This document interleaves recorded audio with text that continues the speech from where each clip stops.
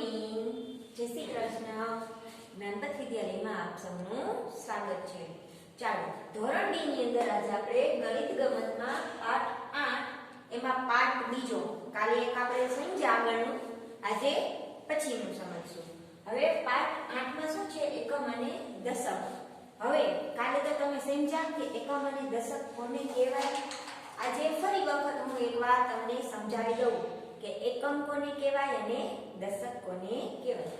ચાલો, તો આ કેટલા કર્યા મેં? 28. બરોબર છે. હવે 28 માં આગળનો અંક હોય એને શું કહેવાય? એકમ કહેવાય. શું કહેવાય? એકમ. કાલ મેં તમને કીધું હતું, બરોબર? શું કહેવાય? એકમ. અને 2 છે એને શું કહેવાય? પાછળની સંખ્યા હોય એને શું કહેવાય? દશક.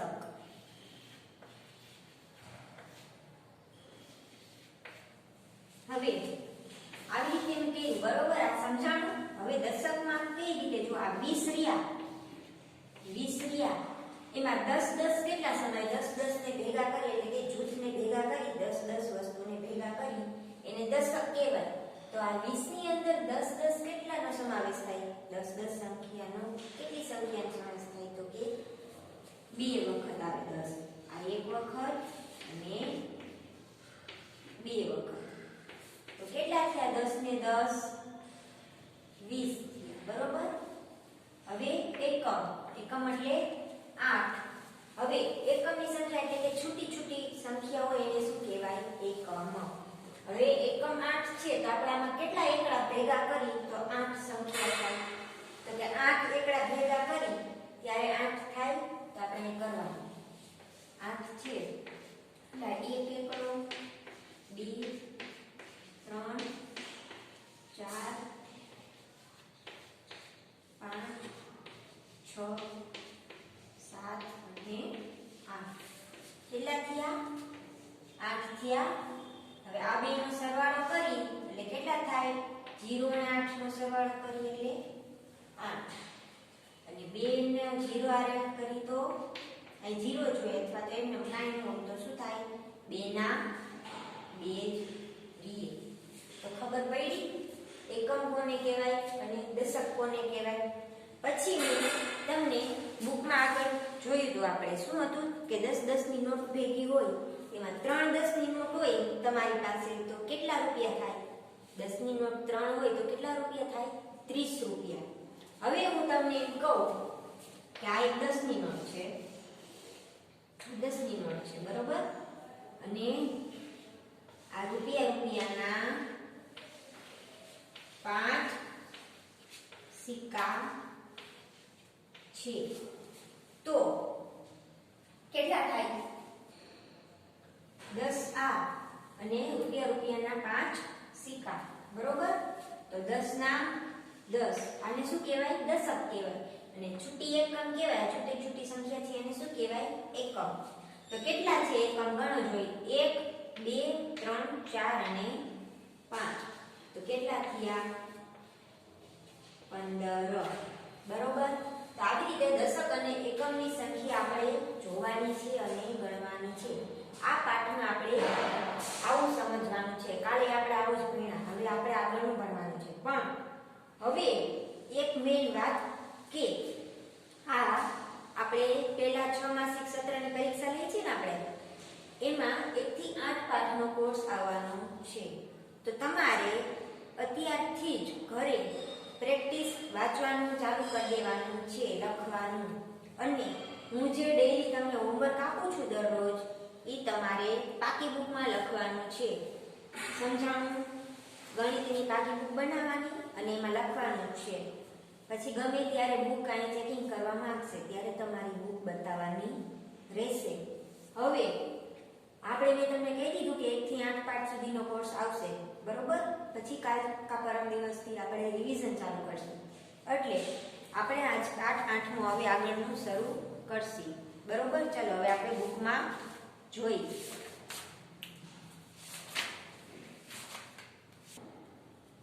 જો હવે આપણે આગળનું જોશું. કાલે આપણે આ ભણી ગયા બરોબર. જો શું છે આવડું આપણે આપણે 10-10ના સિક્કા અને નોટો ને એ બધું ભેગું કરીને પછી કેટલા રૂપિયા થાય એની ગણતરી કરી. પછી હવે આપણે આજે મહાવરાનો સમય ભણીશું.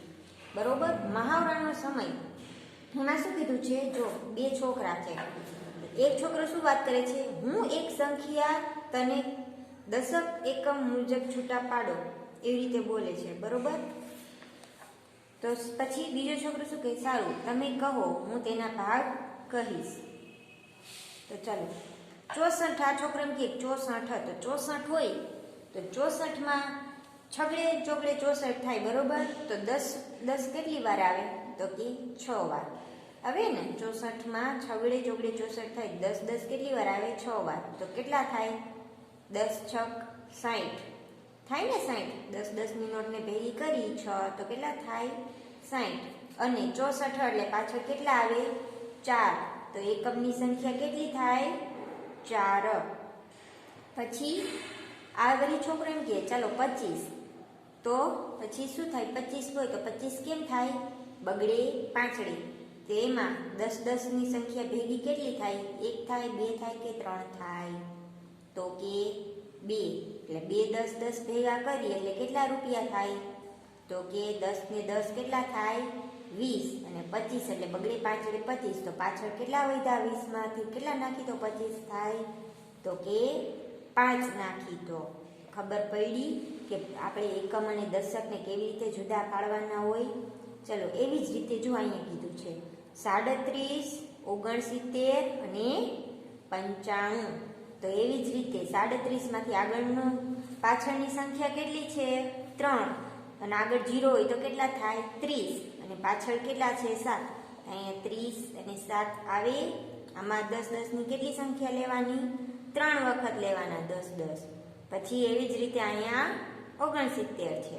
તો 69માં કેટલી વખત 10-10 આવે? તો કે 6 વખત. 10 ને 6 વખત ભેગા કરી તો કેટલા રૂપિયા થાય? તો કે 60 રૂપિયા. અને પછી પાછળ એકમની સંખ્યા કેટલી છે? તો કે 9. એવી જ રીતે શું છે? 95. જોયા? હવે 95માં શું છે? જોવો જોઈએ. 95 કેમ થાય? નવડે પાંચડે. તો 10-10ના કેટલી નોટ આપણે ભેગી કરી તો 90 રૂપિયા થાય? તો કે 9 નોટ ભેગી કરી એટલે કેટલા થાય? 90 રૂપિયા. તો અહીં શું કરવાનું? 90. અને એકમની સંખ્યા કેટલી છે? તો કે 5. અહીંયા પાછળ કેટલા કરવાના?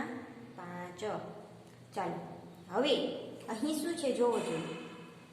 અહીં કીધું છે કે હવે તમે આ લખો અને જોરથી બોલો. હવે 27 છે, પછી ખાલી જગ્યા છે. ચાલો હવે આપણે પાઠ્યપુસ્તકમાં આવી રીતની રકમ છે. બરોબર, તો હવે આપણે આમાં એકમ છે અને અહીંયા આપણે દશક કરવાના છે અને અહીંયા એકમ દશક સાથે ભેગી કરેલી સંખ્યા છે.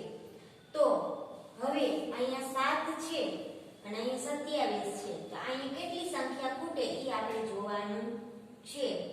તો 20 માં +7 કરી તો 27 થાય. તો અહીંયા કેટલી સંખ્યા આવે? તો આ બેનો સરવાળો આટલો થાય 27. તો જોઈએ આપણે 20 માં આપણે 7 ઉમેરી તો 27 થાય. તો 7 તો આપણે આપી દીધા છે. અહીં કેટલા આવે? 20. ચાલો હવે પછી અહીંયા શું છે? 31. તો 31 માં આપણે એકમ અને દશક જોયા. બરોબર, હવે આમાં કેટલા દશકનો સમાવેશ થાય છે? દશકની સંખ્યા કેટલી છે? 3 વખત. કેવી રીતે? તો કે 10 ની નોટ હોય, 1 નોટ હોય, 2 નોટ હોય અને 3 નોટ હોય ત્યારે 30 થાય ને. તો અહીંયા આપણે 30 કર્યા. હવે એકમની સંખ્યા કેટલી છે? 1. તો આપણે એકમની સંખ્યા કેટલી આવે? 1. બરોબર, એવી જ રીતે અહીંયા શું છે? 54. હવે આમાં ખાલી આપણને 54 જ આપ્યા, બે ભેગા કરેલા. એમાં દશકની સંખ્યા આપણે શોધવાની છે અને એકમની સંખ્યા શોધવાની છે. તો એકમની સંખ્યા કેટલી છે એ તો તમને ખબર પડી છે. આ બે સંખ્યામાંથી પહેલી સંખ્યા હોય એને એકમની સંખ્યા કહેવાય. તો પહેલી સંખ્યા કઈ છે? 4. તો અહીં કેટલા આવે? 4. હવે દશક છે 54 છે. હવે આમાં દશક કેટલા સમાયેલા છે? તો કેટલા થાય 54 બરોબર. તો આમાં દશકની સંખ્યા કેટલી થાય 50 થાય. તો 50 માં આપણે કેટલા 10 ને એકમો ભેગા કરી તો થાય. તો જોઈએ આપણે કેટલી 10 ની નોટ ભેગી કરવાની આવે તો કે 1 2 3 4 અને 5 10 ની ભેગી કરી નોટ ત્યારે 50 થાય તો કે હા. અને 5 ને 4 50 ને 4 કેટલા થઈ જાય 54. તો અહીં શું જવાબ આવે 50. તમારે પાઠ્યપુસ્તકમાં પૂરવાનું છે બરોબર. ચાલો હવે અહીંયા આપણને એકમય આપી દીધા છે અને દશકય આપી દીધા. હવે આ બેમાં આપણે શું કરવાનું છે સરવાળો એટલે કે એકમ અને દશકને ભેગા કરીને અહીંયા સંખ્યા લખવાની છે. તો 90 અહીંયા આપ્યા છે 90 અને એમાં સરવાળો કેટલો ઉમેરવાનો છે 9. તો 90 માં 9 ઉમેરી તો કેટલા થાય તો જો આ 90 છે એમાં પ્લસ આપણે કેટલા ઉમેરવાના છે 9 ઉમેરવાના. તો કે 1 2 3 4 5 6 7 8 અને 9 ઉમેરી તો 91 92 93 94 95 96 97 અને 99. તો એકમ અને દશકને ભેગા કરી તો કેટલા થાય 99 બરોબર. ચાલો એવી જ રીતે અહીંયા શું છે 63. 54 નો જેવી રીતે ગઈનો એવી જ રીતે અહીંયા કરવાનો છે. તો 63 માં એકમની સંખ્યા કેટલી છે 3. અહીં શું કરવાનું 3 બરોબર. પછી 63 માં દશકની સંખ્યા કેટલી સમાયેલી છે 5 છે કે 6 સમાયેલી છે કેટલી સમાયેલી છે 6. તો અહીંયા 10 ની કેટલી નોટ ભેગી કરી તો 60 થાય. તો કે 6 નોટ ભેગી કરી તો 60 થાય. તો અહીં કેટલા આવે 60 વત્તા 3 કરીએ એટલે કેટલા આવે 63. હવે ત્યાર પછી શું છે આમાં છે એ જ રીતે અહીં કરવાનું. તો અહીં કેટલા આવે 36 છે. તો 36 માં એકમની સંખ્યા કેટલી આવે 6 અને દશકની સંખ્યા કેટલી છે 3. હવે દશકની સંખ્યા 3 છે 10 એટલે 10 ની સંખ્યા આપણે કેટલી લેવાના દશક તો કે 3 વાર 10 લેવાના. કેટલી વાર લેવાના 3 વાર. એ 3 નો સરવાળો કરી તો કેટલા થાય 30. અહીં કેટલા આવે 30. બધાએ આને ધ્યાન દેવાનું છે અને આ પાઠ્યપુસ્તકમાં પૂરવાનું છે બરોબર. ચાલો એવી જ રીતે હવે અહીંયા શું છે 80 + 2. તો 80 અને એમાં 2 ઉમેરી તો કેટલા થાય બગડે આઠડે બગડે કેટલા થાય 82. અહીંયા શું જવાબ આવે 82. દશક અને એકમને ભેગા કરીને જવાબ શું આવે 82. એવી જ રીતે પાઠ્યપુસ્તકમાં બાજુમાં જ આપ્યું છે જો નીચે કોષ્ટકમાં આ એનું છે. આપણને એક અહીંયા એક્ઝામ્પલ આપ્યું છે જોયું આવું ઉદાહરણ તરીકે આપણે કમ્પ્લીટ પૂરું કરીને જ આપ્યું. હવે આપણે અહીંયા શું છે અહીંથી શરૂઆત કરવાની છે. કેના જેવો છે આ દાખલો તો કે આના જેવો છે. તો આપણને એકમની સંખ્યા આપી દીધી બરોબર.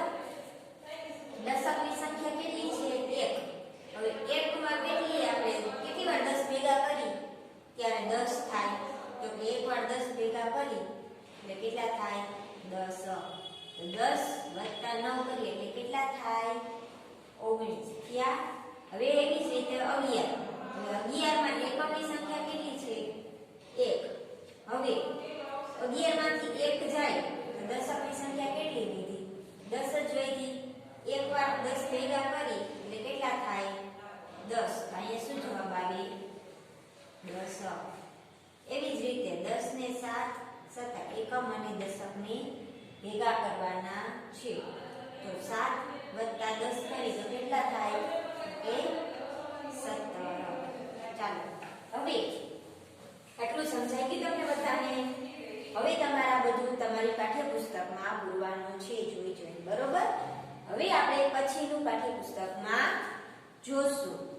ચાલો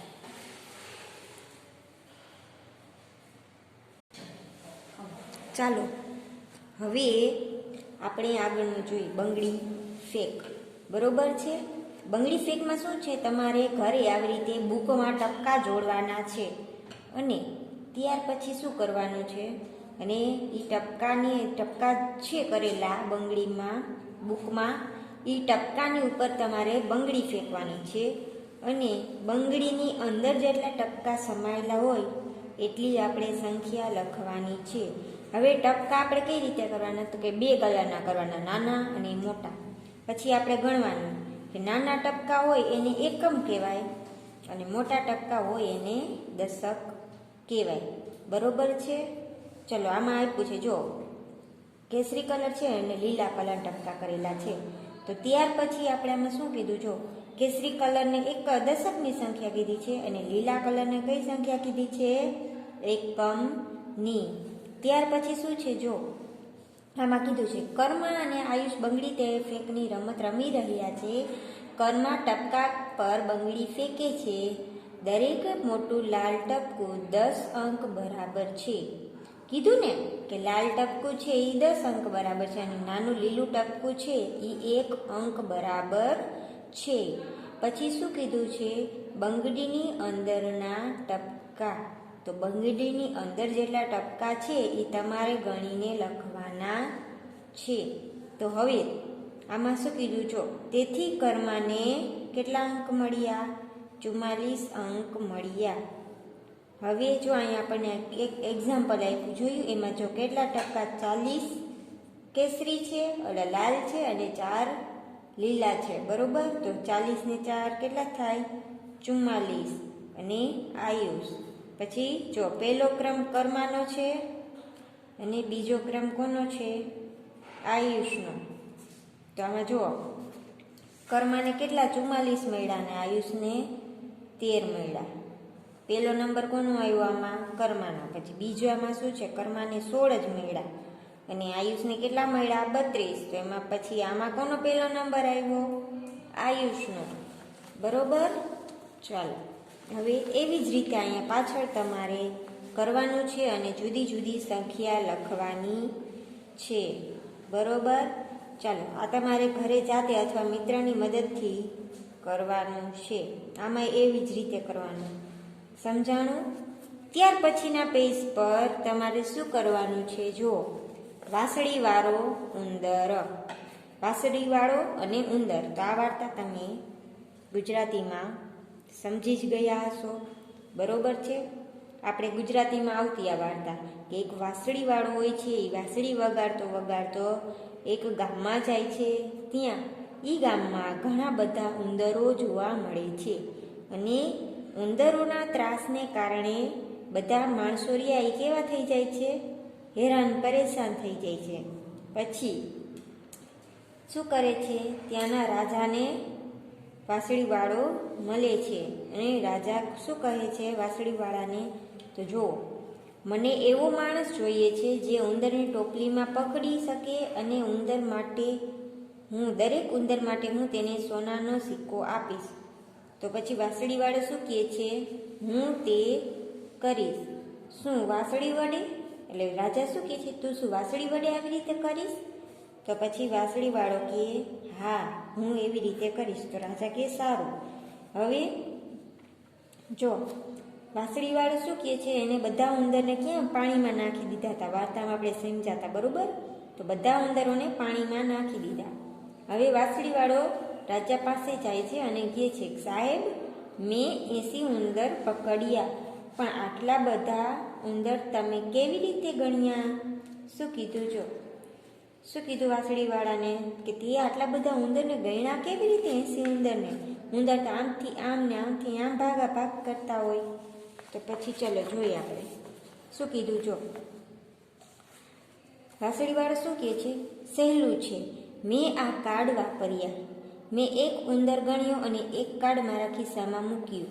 એક ઉંદર માટે એક કાર્ડ, એટલે શું કીધું છે, એક ઉંદર માટે એક કાર્ડ. તો અહીં કેટલા ઉંદર, 2 ઉંદર માટે 2 કાર્ડ છે. તો કેટલા ઉંદર માટે છે, તો અહીં કેટલા ઉંદર છે ગણો જોઈએ. 6 માટે છે તો જો 1 2 3 4 5 6 7. તો જુઓ અહીંયા શું કીધું છે?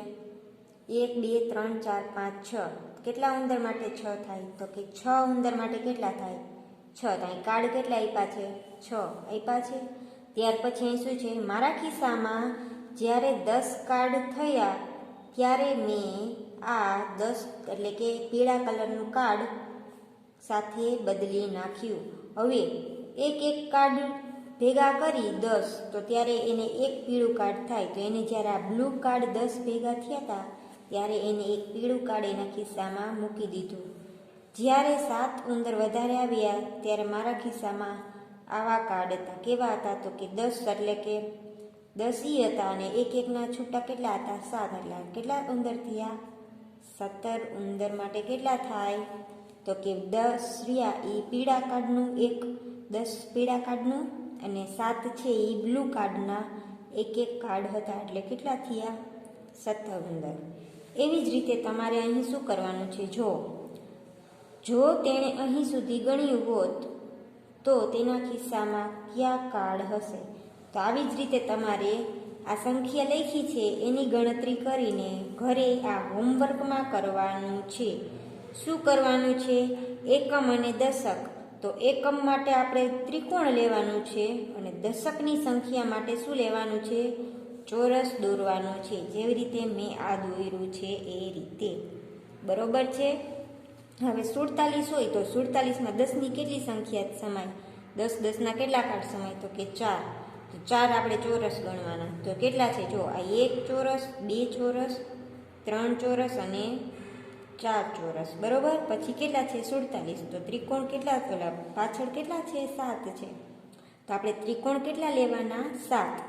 તો અહીં કેટલા છે? ગણો જોઈએ. 1 2 3 4 5 6 અને 7. તો સમજણ પડી કે કઈ રીતે તમારે આ કરવાનું છે? આવી જ રીતે તમારે આ કોષ્ટક આખું પૂરું કરવાનું છે. અહીંયા જો મેં કર્યું છે, જોયું? એવી જ રીતે તમારે જોઈને તમારી પાઠ્યપુસ્તકમાં કરી નાખવાનું છે અથવા જાતે કરવાનું છે. ચાલો, ત્યાર પછી શું કીધું? જો અહીંયા રાજાએ તેને સોનાના સિક્કા આપ્યા. શું કીધું?